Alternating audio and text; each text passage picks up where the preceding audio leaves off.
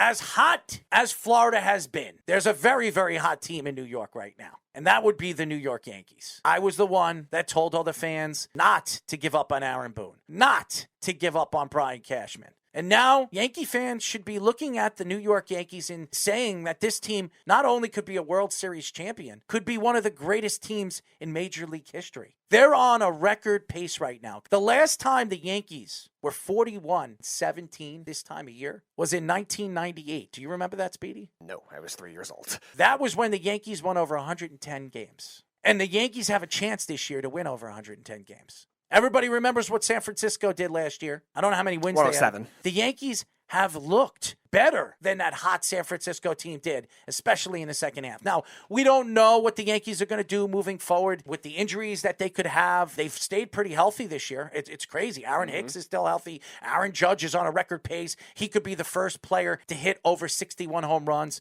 as we know, with the steroid situation. Shout out to Roger Maris Jr., who has spoken out on Aaron Judge, saying that if anybody should break it, if anybody he would want breaking it, it would be Aaron Judge. And if Aaron Judge hits over 61 home runs, he would probably be the first non-steroid abuser to break Roger Maris's record. That is an unbelievable feat. And right now, Aaron Judge is looking for a big-time $300 million contract. Now, I don't know if the Yankees are going to be willing to give him that. There have been stories coming out that Aaron Judge might be thinking about moving home. Grew up a San Francisco fan. Aaron Judge is having a fantastic year. He is by far right now the MVP of the American League. It's not even an argument. And anybody that's trying to put Mike Trout or anybody in that vicinity of what Aaron Judge has done, you guys don't know what you're watching. But the Yankees, I've had successful pitching week in and week out. Nestor Cortez has been one of the hottest pitchers in baseball, even though his last appearance, he gave up a few runs. The Twins are a very good home run hitting team. The Yankees, besides these two last games of giving up the runs they have given up, they gave up 8 with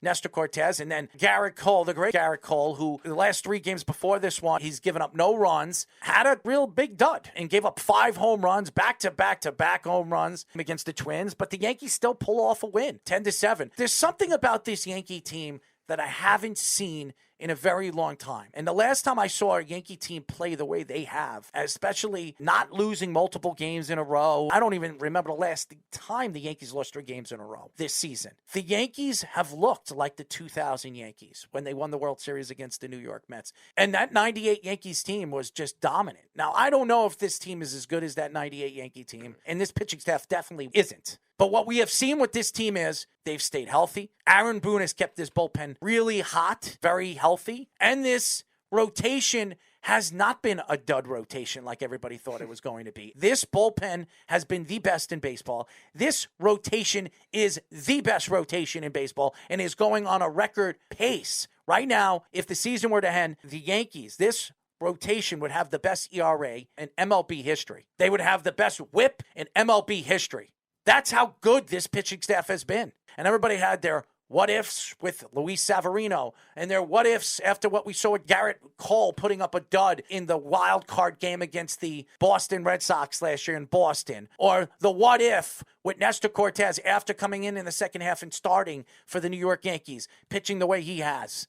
Tyone, who has been the best pitcher, even though Cortez has had ERA that leads the MLB right now and a whip that leads the MLB right now. The guy that's been sensational is Tyone, who's 6-1 right now. 2.73. 7.3 ERA. He has been the best overall pitcher for the New York Yankees and almost pitched a perfect game. Thank you to the Pittsburgh Pirates for lending us all these great, fantastic players. It's benefiting New York Yankees. And by the way, all those Yankee fans that wanted to get rid of Brian Cashman, the league has passed him by. Brian Cashman didn't make those big, savvy moves like the Mets did with Marte and the Max Scherzers of the world. No, what he did was he brought in young players from his farm system, filled them in the bullpen, added a piece here, added a piece there, and look what this team has become. 2 side notes before I get to the actual Yankees. The back-to-back-to-back home runs was an interesting one because it was Arias, Buxton, and Correa for the Twins. So it was ABC, back-to-back-to-back home runs. There you go. And also, Brian Cashman knows how to strategize against the 2 teams that are easiest to fleece in the Pirates and the Rockies. But yes, Aaron Judge definitely MVP this year, on pace for a 60 home run season, which is unheard of in today's baseball.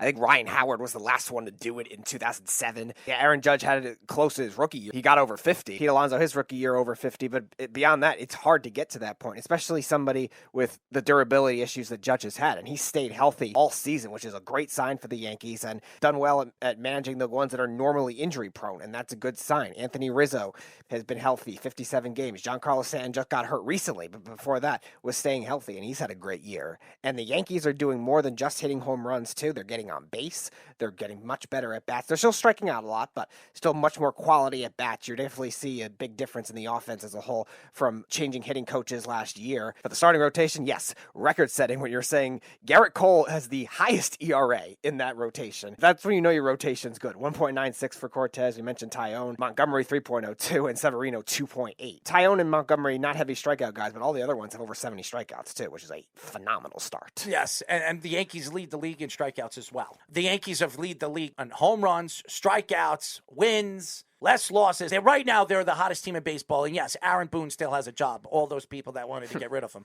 And by the way, if Aaron Boone wins 100 games this year, he will be the first manager in Major League history in his first 5 years to have 3 100-win seasons. And that, ladies and gentlemen, are the Yankee fans trying to throw away. Get rid of Aaron Boone and hire Buck Showalter. I'm not saying Buck isn't great for the New York Mets, but boy, oh boy, Aaron Boone is right now the best manager in baseball. I'm not saying it's not because of the team, but you look at the team right now. Did anybody think the Yankees were going to be here this year? They thought they were going to be a top American League team, but did anybody think that the Yankees at this point would have the best record in baseball with that bullpen, which didn't look good last year, and that rotation where on paper, besides Garrett Cole, there was no sure thing? That has to do with managing. That would be Aaron Boone. As far as the New York Mets are concerned, a couple of major injuries, but not severe, thank God. Pete Alonso gets hurt, gets hit with a pitch. A lot of people thought he had a broken finger. He was bending on the bench. He gets his MRI, came up negative. For bad luck for the New York Mets over the years, that's a great sign for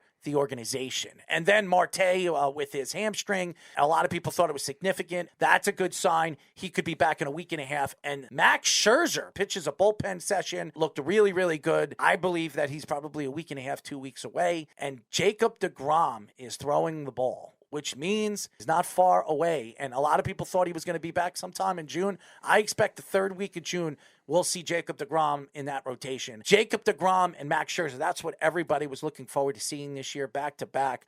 Two of the more talented pitchers in baseball. I would say 1 and 2 in all of baseball. The Mets have them. We're a couple of weeks away of seeing that rotation at full form and maybe take a little pressure off of Bassett, who hasn't looked good the last couple of weeks because it's him. That's a lot of pressure on him. So that's a good sign for the Mets, Speedy. If you're a Met fan, you're definitely looking forward to the end of June. And the one thing that we were looking forward to the Mets is how they would weather the storm. And that's been a problem in years past where if they had a bunch of injuries all at once, they either overcompensated by rushing other guys back or would just mentally crumble. And had a split against the Dodgers. They lost 2 out of 3 against the Padres, but still have played well the rest of the time. They're beating the teams they need to beat. They're winning in division. And in terms of the injury management, Pete Alonso I'm not worried about because he is a guy that's been durable throughout his career. Marte, they got to be a little more cautious with, I think, because he's an older player. A hamstring injury for a guy that is relying on his speed. You were talking about the stolen bases. Now, he hasn't played a lot of center field in comparison to previous years. That's been mostly Brandon Nimmo, and then Mark Canha's done some too. So they don't have to really worry about that. They can keep him in right field, and they can even take him out if they're down in games, if they feel like they could use some offense in other spots, because the Mets have a lot of offensive depth. In terms of the pitchers, Max Scherzer, I trust he'll be fine. Managed injuries throughout his own career very well, just himself at the end of his national stint and the Dodgers.